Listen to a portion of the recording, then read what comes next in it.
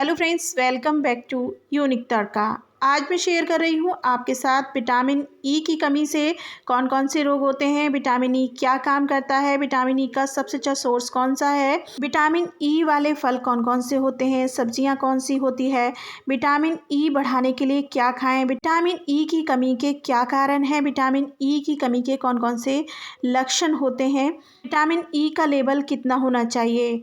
तो friends, vitamin E किसे नहीं लेना चाहिए, तो फ्रेंड्स इस वीडियो में पूरी जानकारी आपको मिलने वाली है। तो फ्रेंड्स वीडियो को पूरा फॉलो कीजिएगा जिससे कि पूरी जानकारी आपको मिल सके। वीडियो पसंद आती है तो वीडियो को लाइक और शेयर ज़रूर कीजिए जिससे कि ये जानकारी आगे तक पहुंच सके।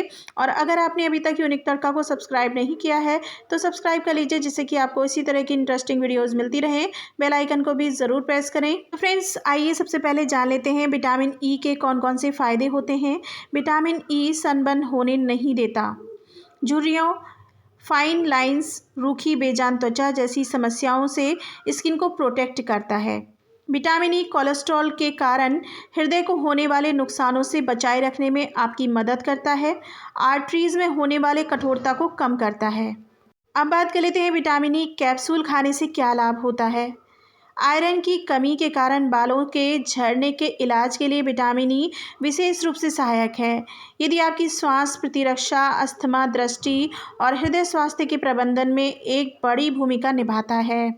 यह आपकी त्वचा और बालों के लिए भी बहुत अच्छा होता है। अब बात कर लेते हैं विटामिन ई की कमी से कौन सा रोग होता है। विशेषज्ञों के अनुसार विटामिन ई की कमी से शरीर को पर्याप्त मात्रा में ऑक्सीजन नहीं मिल पाता और इस वजह से कई गंभीर समस्याएं हो सकती हैं। इसमें ब्रेन हैमरेज और हार्ट अटैक आदि शामिल हैं। इसके अलावा विटामिन ई की कमी से मानसिक विकार हो सकते हैं और इम्यूनिटी भी कमज़ोर हो सकती है। बात कर लेते हैं विटामिन ई का क्या काम है। विटामिन ई सनबर्न के लक्षणों को कम करने, लालिमा को कम करने और त्वचा को आराम देने में मदद करता है। विटामिन ई में एंटी इन्फ्लेमेटरी गुण होते हैं जो जलन वाली त्वचा को शांत करने में मदद करते हैं। ये सूजन वाली त्वचा की स्थिति से जुड़ी लालिमा, सूजन और परेशानी को कम करने में सहायता करता है। अब बात कर लेते हैं विटामिन ई का सबसे अच्छा सोर्स कौन सा है। विटामिन ई के मुख्य स्रोत हैं बादाम, मूंगफली का मक्खन, चुकंदर का साग, कोलाड साग, पालक, कद्दू, लाल शिमला मिर्च, शतावरी, आम, एवोकाडो।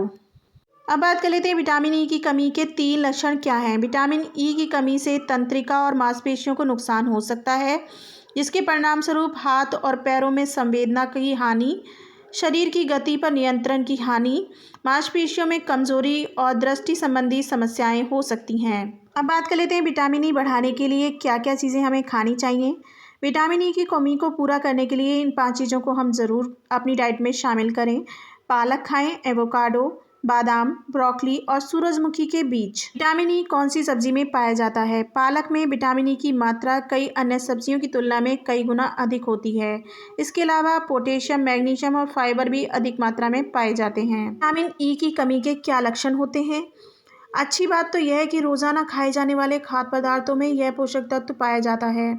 आप आसानी से इसकी कमी को पूरा कर सकते हैं। अगर बात करें विटामिन ई के लक्षणों की तो NHS का मानना है कि इसकी कमी से आपको मांसपेशियों में कमज़ोरी, सुन्न होना, बेचैनी, चलने की कठिनाई, हमेशा बीमार महसूस रहना आदि लक्षण महसूस हो सकते हैं।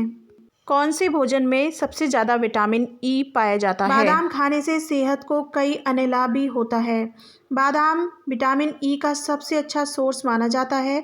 बादाम का दूध और तेल भी मिलता है लेकिन आप कच्चे बादाम का सेवन करेंगे तो आपको अधिक फ़ायदा होगा।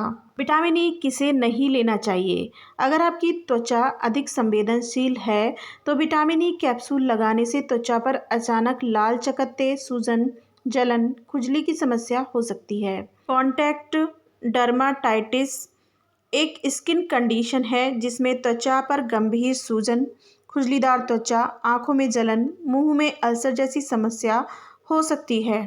विटामिन ई कैप्सूल रोज़ लेने से क्या होता है। विटामिन ई आपके स्कैल्प और बालों के लिए बहुत अच्छा माना जाता है क्योंकि यह एक प्राकृतिक एंटीऑक्सीडेंट की तरह काम करता है। इसकी एंटीऑक्सीडेंट शक्तियाँ तनाव और हानिकारक पदार्थों से होने वाले नुकसान को कम कर सकती है, जो स्कैल्प में आपके बालों के रोम को कमज़ोर बनाती है। घने और स्वस्थ बालों का समर्थन करने के लिए रोज़ाना विटामिन ई लें। बात कर लेते हैं विटामिन ई के साइड इफ़ेक्ट क्या हैं।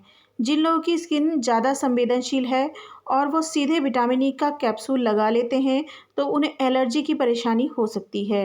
ये एलर्जी सूजन, रेडनेस, चकत्ते, स्किन पर छोटे छोटे उभार, निशान, पपड़ीदार स्किन के रूप दिखाई दे सकते हैं।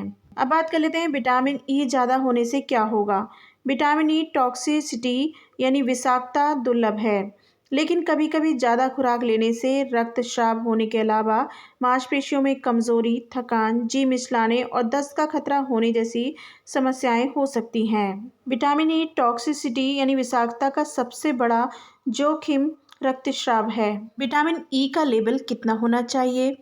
वयस्कों में विटामिन ई परीक्षण की सामान्य सीमा 5.5 - 7 माइक्रो जी पर ml है और बच्चों में यह 3 - 18.4 माइक्रो जी पर ml है। विटामिन ई से जुड़ी आपको ये जानकारी ज़रूर पसंद आई होगी। अगर आपको ये जानकारी पसंद आई हो तो वीडियो को लाइक और शेयर ज़रूर कीजिए, जिससे कि ये जानकारी आगे तक पहुंच सके। और अगर आपने अभी तक यूनिक तड़का को सब्सक्राइब नहीं किया है तो सब्सक्राइब कर लीजिए, जिससे कि आपको इसी तरह की अच्छी अच्छी वीडियोज़ मिलती रहें। बेल आइकन को भी ज़रूर प्रेस करें। कमेंट बॉक्स में कमेंट करके ज़रूर बताइएगा आपको ये वीडियो कैसी लगी। Thanks for watching, bye bye and take care all of you.